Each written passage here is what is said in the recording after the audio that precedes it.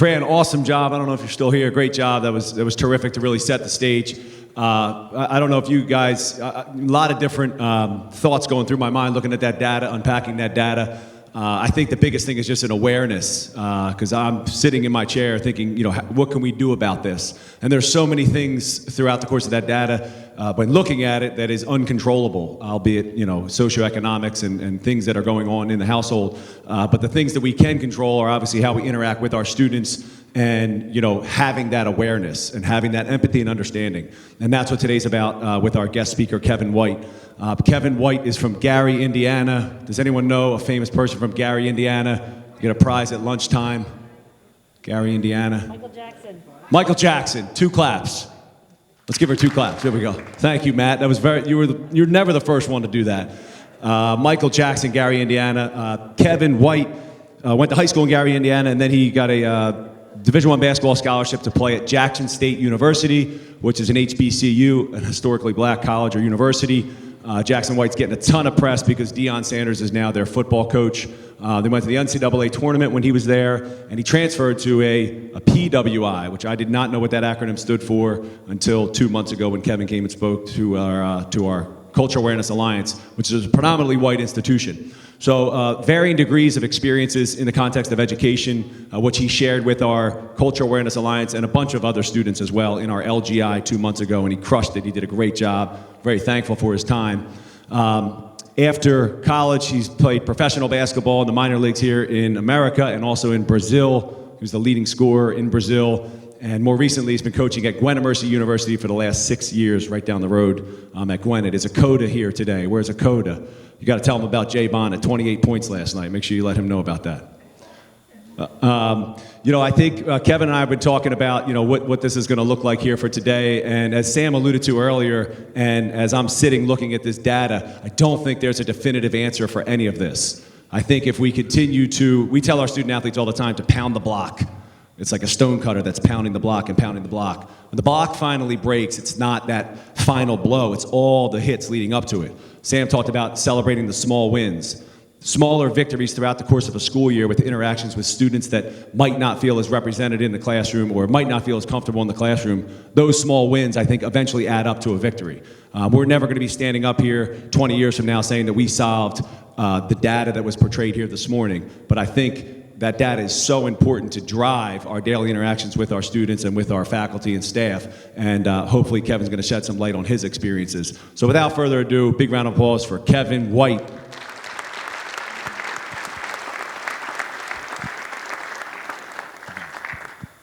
Good morning, good morning. Very, very thankful to be here and grateful for this opportunity. I'm very grateful that I was able to walk in just as that data was being shared. The sad reality is that it wasn't very eye-opening for me. I guess more that bothered me is that it's still the same from when that data was shown to me when I was in high school almost 15, 16 years ago.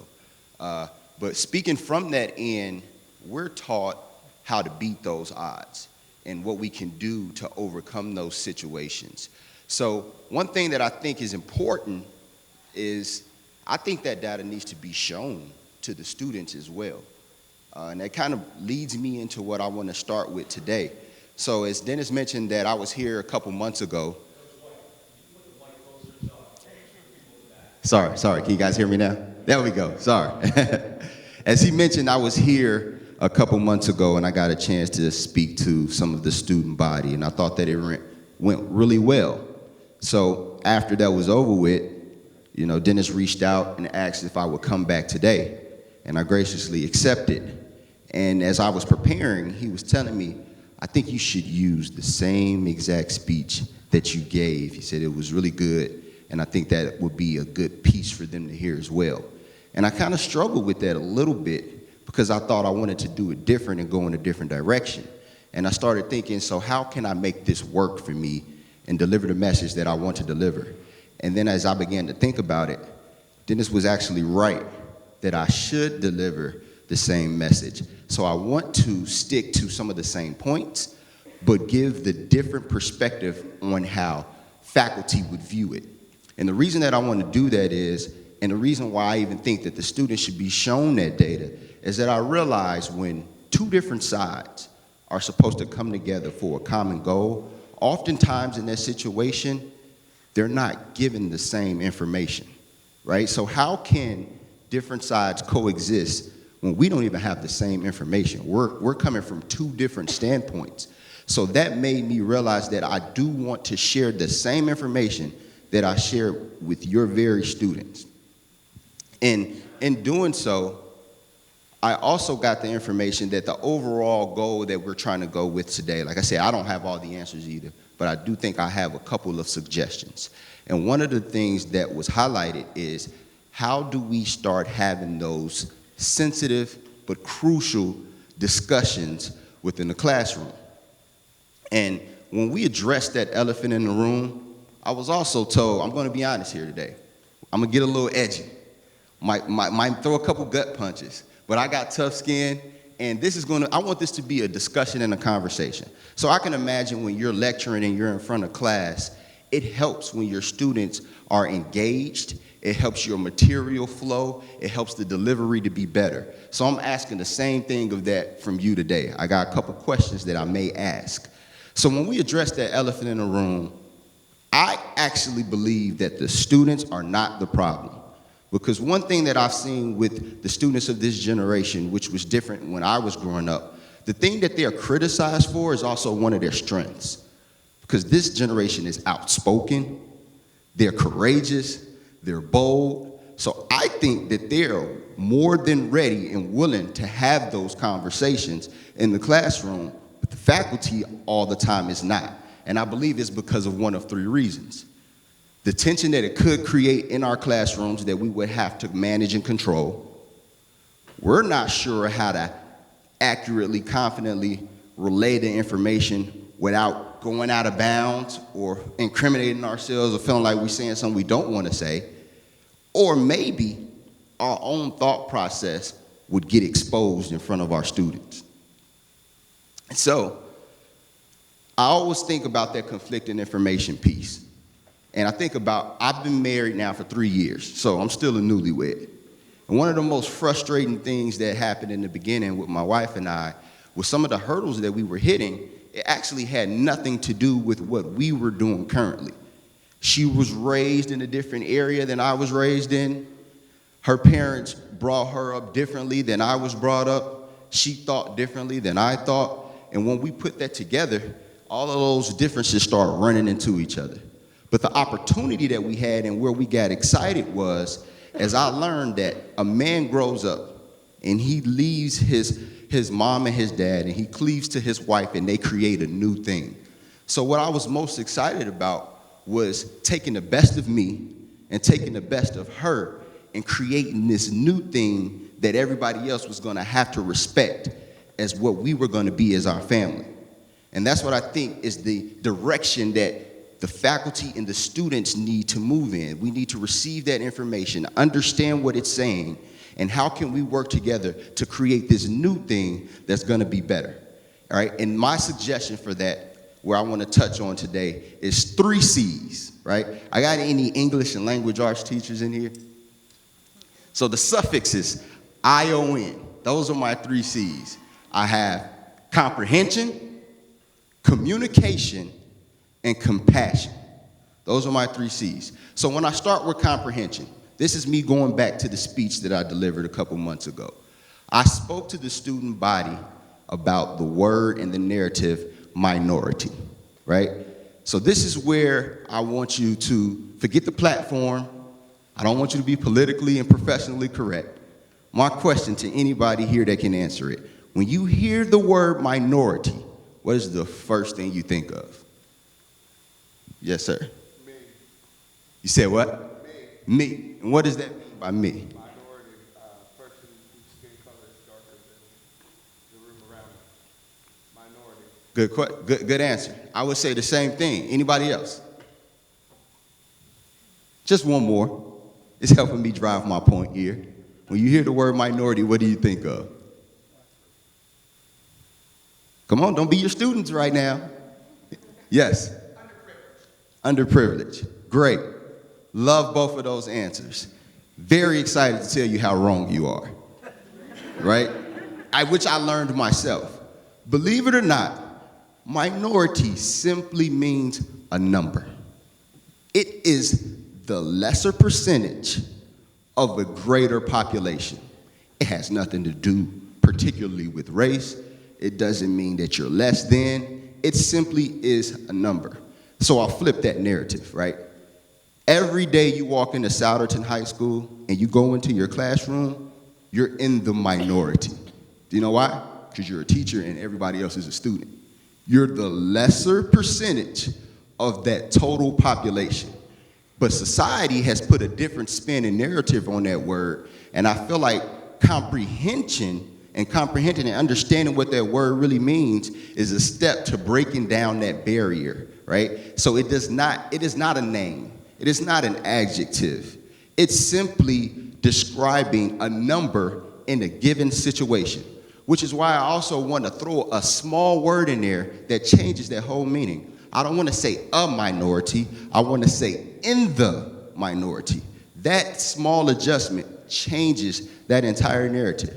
So going back to that, I want someone to tell me a time that you were in the minority and you felt less than. Can someone give me an example of that? A time that you were in the minority and you were less than. Now, understand what I'm asking here. I'm not asking for a black person or a Hispanic person or Asian person to tell me an experience. Because once, as we just mentioned, it has nothing to do with race per se. So if anyone in here can just tell me a time that you were in the minority and you felt less than. Yes, I'll come to you. I'll come to you so we can all hear.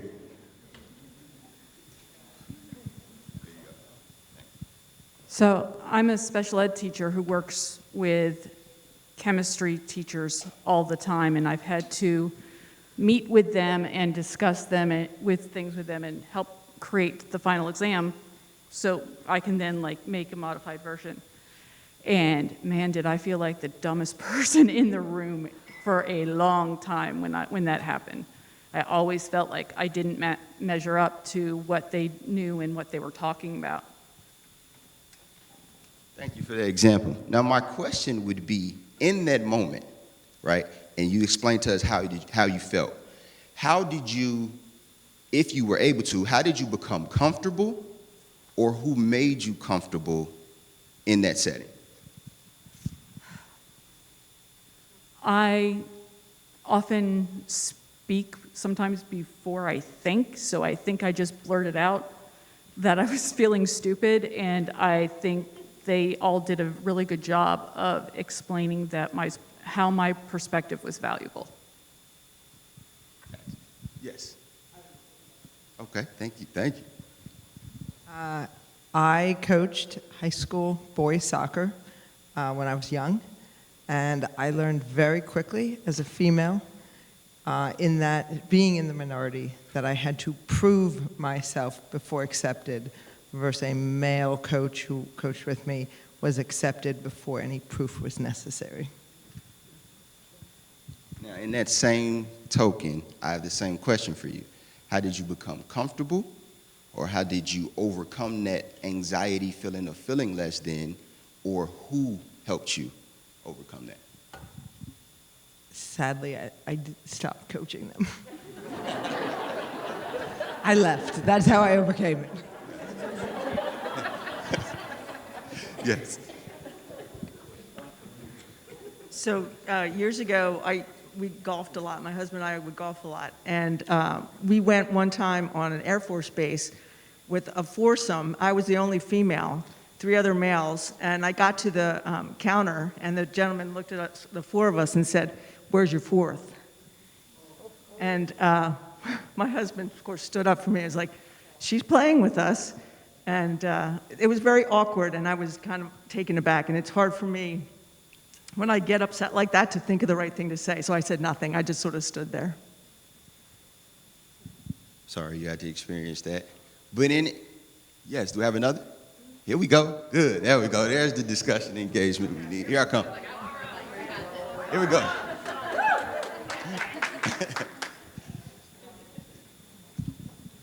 to piggyback off of that, I was a woman in the Army, and I was often made to feel less than the men, and an officer too, so another thing to rag on.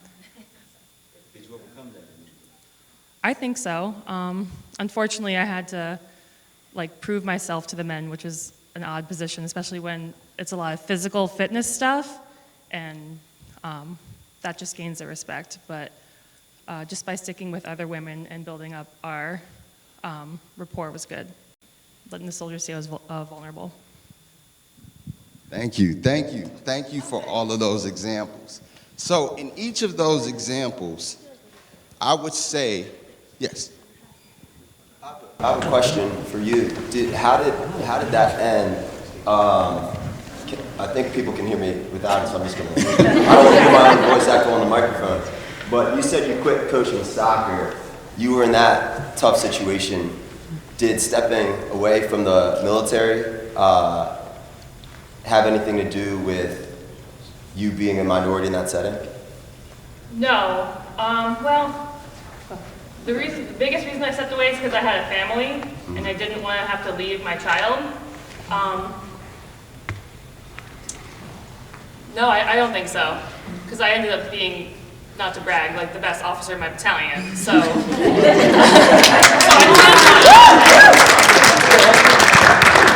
I could have gone on, and gender didn't have anything to do with that. Gotcha. I was thinking of my experience, which I related to back here, being a black ice hockey player, the only one out of 5,000 kids in Westchester. And at a certain point, it was like, okay, this clearly isn't for you, or people that look like you, and it's tough to be the only one, so sometimes you do quit when you know that these are the numbers, and you're not supposed to be here. So I related to what you said, because it's exhausting. For you, it was for me playing ice hockey and 1,000 other situations. It's exhausting for those kids. Sometimes you just want to quit. Sometimes you do. So unfortunately, when we go through those situations, our coach always talks about fight or flight, and you end up in that position. But I don't think that things happen by chance. We've been having some adversity going on in our season, and we've been trying to change the narrative of what we say. Instead of saying, why is this happening to me? We want to change it to, why is this happening for me, right? So sometimes we have to accept the things that we've been through. I'm a big believer, especially now that I'm getting older, is that the things that you go through in life are for someone else later down the line, okay? So when I ask those questions and I ask, how did you get through, or who helped you in that sense, I also want to make it clear that when I look at those numbers, right, because being in the minority of who those numbers represent, we also tell those children that you have a choice to make, right? You can defy those odds, or you can become a product of that environment as it's expected for you to do. So I want to make it clear that I do not put all of the responsibility on the teachers. I believe that the students definitely have to understand, they have to accept, and then they have to go above and beyond to start changing that narrative. But I also think that the faculty, you guys, have a lot to do with it as well, which is why I think it was important that we give the same information so that we both can start trying to travel to the same place.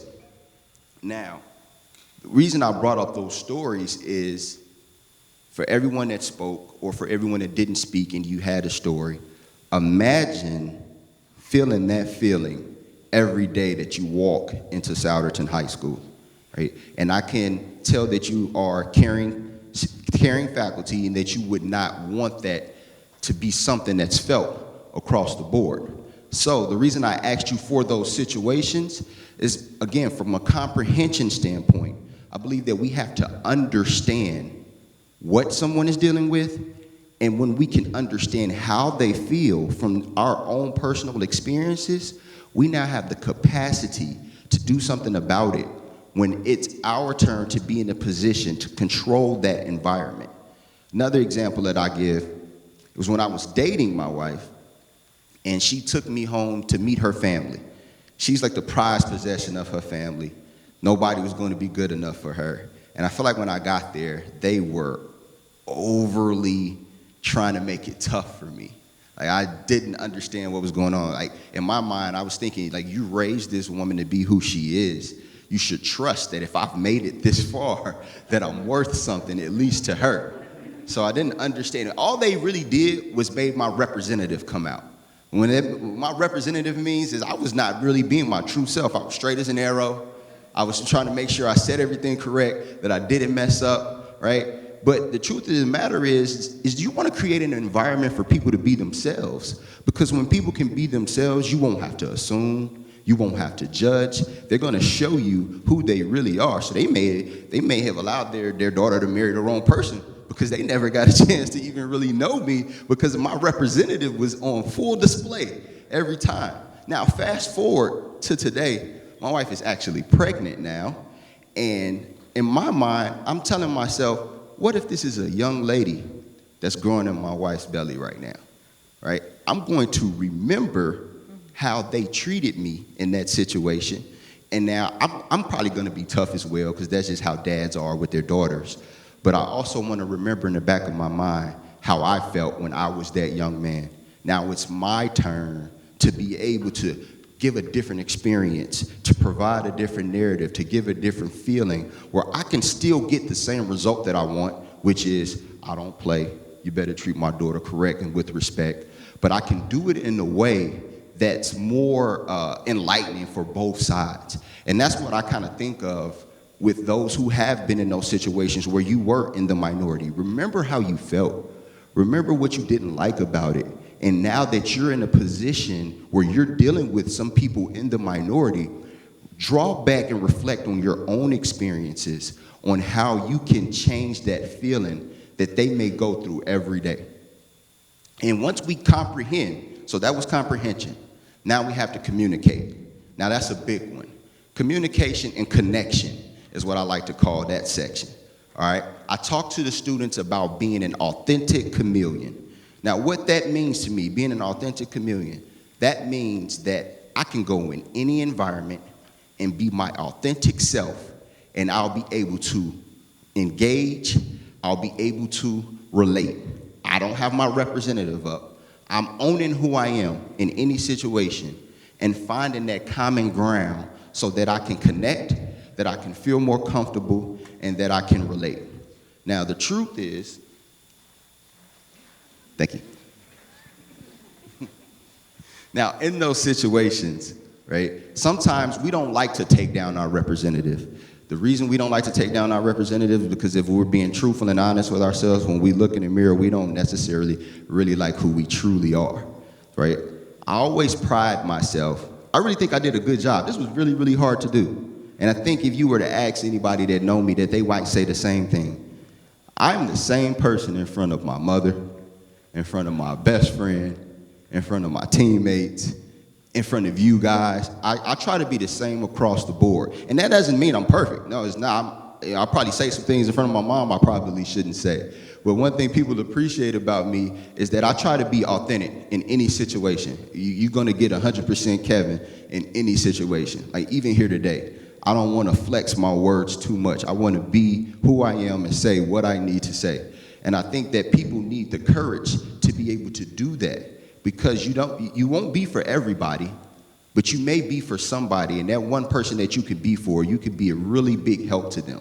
Because see, in this nation, I feel like we're divided by race, but we're more relatable than we think, right? We're divided by race, but we're connected through our experiences, our emotions, our hobbies, our habits. Those humanistic characteristics that we have, they connect us more than they divide us.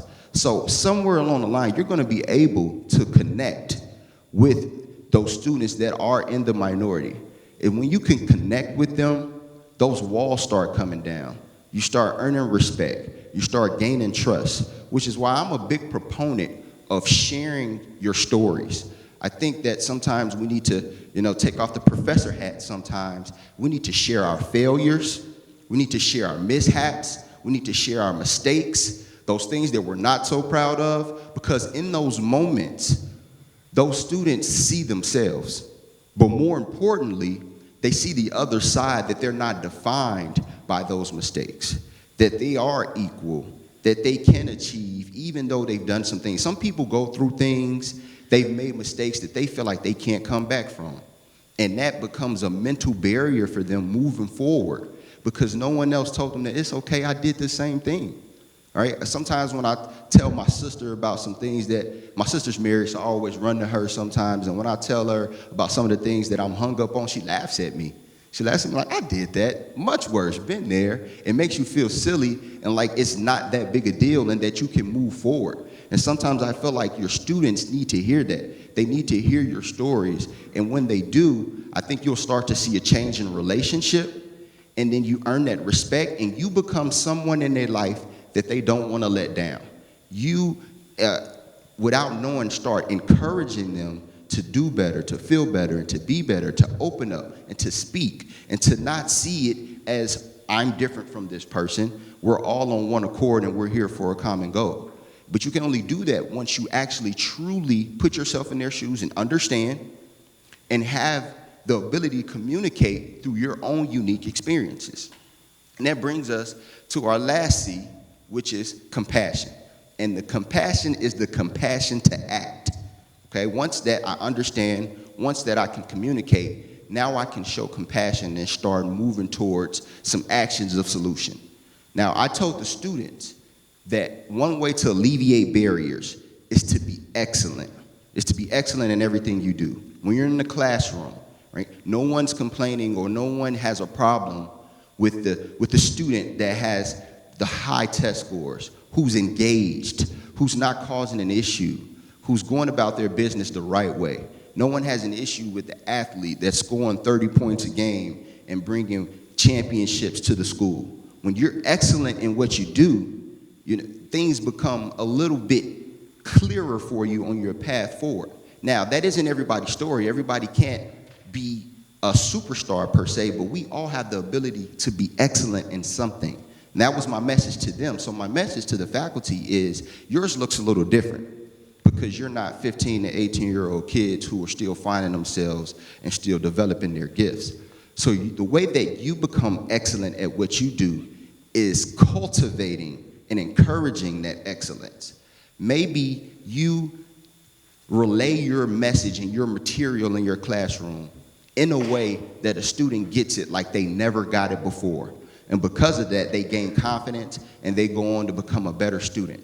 Maybe your material is something that you're preparing them for down the line that they're going to see in college or that they're going to see in life. When they run into that situation, what's going to pop up in their mind is, Mr. or Miss So-and-so from Souderton, this is what they were talking about. This is why we did this. They prepared me for this moment. I'm so thankful for that. Right? That's how you become excellent. If you're a coach, your job is to inspire your players to do and become more than they even thought that they could be. And when they reach their goal, they'll understand that, thank you for that. I remember that help. One of the hardest parts I think about being a teacher, besides the salary, is the reward that you really get is 10 or 12 years down the line, when that same student that was an issue is now mature and now they understand and they're thankful. Maybe they reach out to you, maybe they don't, but they're thankful for the interaction and the impact that you had on them. That's the ultimate reward.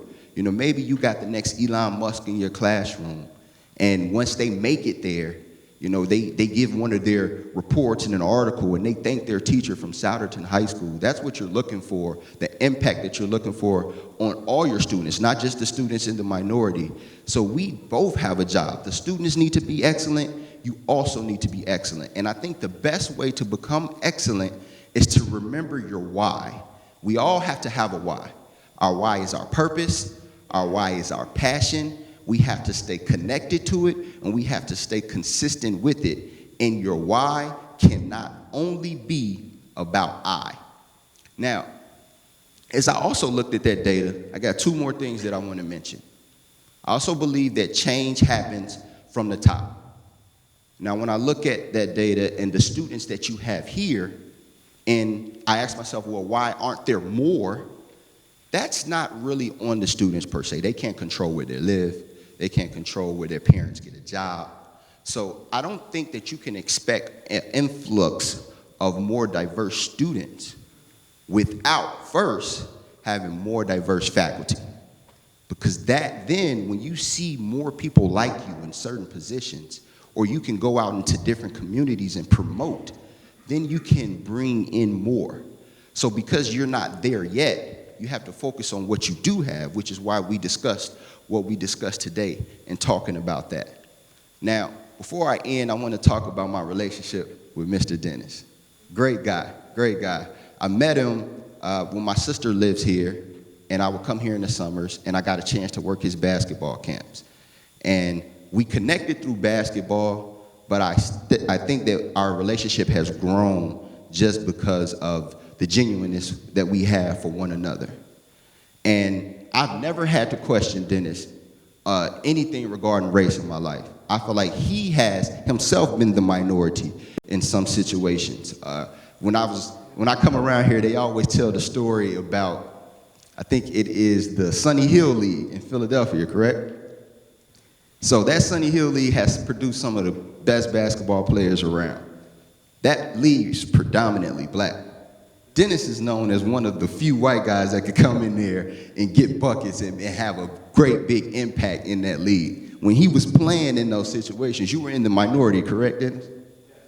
But Dennis still became successful. He still stayed connected to different people in the community, even such as myself. So much so that now he is training kids in the area, is very successful at it. I bet he didn't know I was gonna go here today, but I thought that it was fitting because he examples all the 3 C's that I mentioned. So, a week ago, I bet you didn't know you told me about this. A week ago, Dennis also knows my family. So my brother, he texted me, and every holiday I would say, Dennis, like nothing new, Dennis has some workouts. He has some workouts, and he'll use, like, he'll say Christmas workouts. And I know what he's doing. The kids are out of school, they're available, let's get in the gym, right? Last week, Dennis had a workout, and at first he titled it MLK workout, right? It was on Martin Luther King Day. No school, kids are available. My brother inboxed Dennis because of the relationship that they have. And he said, hey man, I'm paraphrasing here. He said, you're a great guy. I know what you're about, but this could come off as insensitive. It looks like you're trying to capitalize for your own gain on a day that is very sentimental and special to the African American community. Dennis got back to him and said, you know, I didn't think about it that way. I didn't either. I knew exactly what he was going with it. There was no malice or any ill intent in his heart in any way. But when you don't have to deal with something, or if that's not your everyday thing and that's not what you had to deal with, some of those issues, they don't really resonate or register with you, which is why my first C was comprehension. Sometimes I believe that people are just oblivious to certain situations and issues because they don't have to deal with them, and that's not your fault. So once he became aware of that, he said, I never looked at it that way. My brother was able to communicate with him. Dennis was able to communicate back. Dennis comprehended, he communicated, and his compassion was he actually changed it and took the post down. And I'm pretty sure it had no effect on the turnout that he had. It was still a success, and no one has to question his motive. So I want to say thank you for that. I want to thank all of you for taking the time to listen to me today. And if there's any questions or anything that you want me to go back over and reflect, I'd be happy to do so.